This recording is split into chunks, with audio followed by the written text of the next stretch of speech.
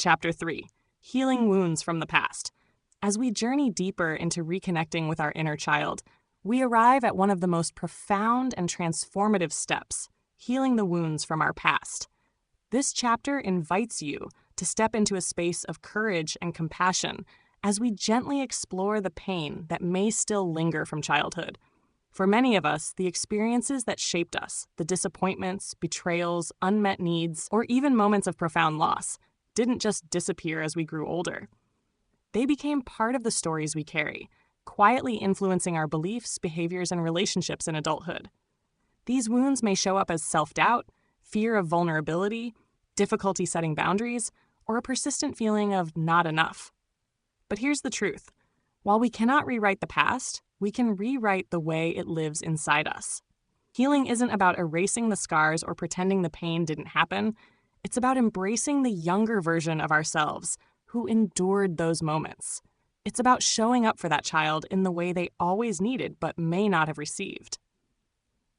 In this chapter, we'll explore tools and exercises to help you gently revisit those moments, not to dwell on them, but to understand them with compassion. Together, we'll work to release the shame, guilt, and fear that may still bind you and replace those feelings with love, acceptance, and empowerment. Healing isn't linear, and it isn't something to rush.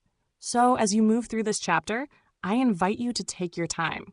Be patient with yourself. Trust that every small step you take toward healing your inner child is a step toward reclaiming your wholeness and peace. This process can be emotional, but it can also be deeply freeing. And you are not alone. I'm right here, guiding you every step of the way. Let's begin this important work together. You're ready for this. Your inner child is ready for this. Acknowledging emotional wounds. Acknowledging emotional wounds isn't easy. I know because I avoided it for so long. I thought if I ignored the pain, buried it deep enough, it would eventually disappear. But it doesn't work that way. Emotional wounds have a way of surfacing, whether through patterns of self-doubt, fear of intimacy, or even in the moments we lash out at someone we love.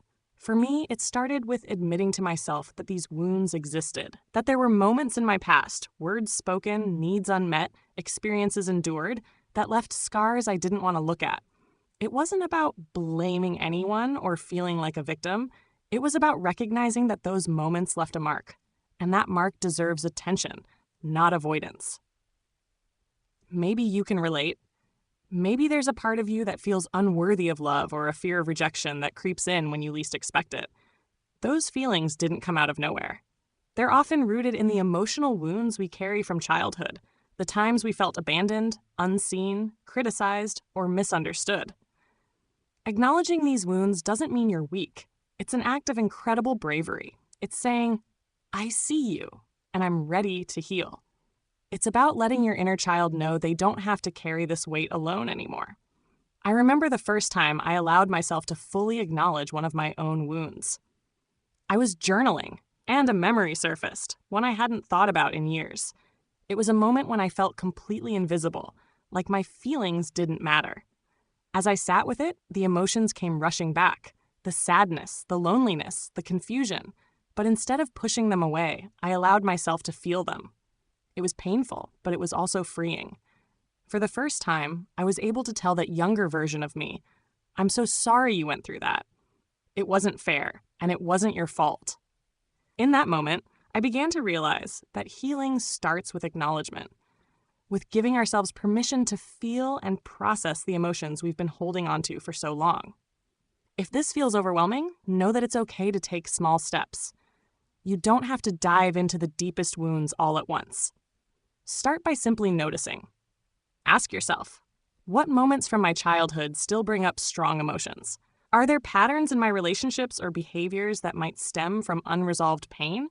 What does my inner child need to feel seen and heard right now? As you explore these questions, try to approach yourself with kindness. You are not broken. You are human. Acknowledging your emotional wounds isn't about reliving the pain. It's about bringing it into the light so it no longer holds power over you. Remember, healing is a process. It's not about fixing yourself. It's about learning to love yourself through every step of the journey.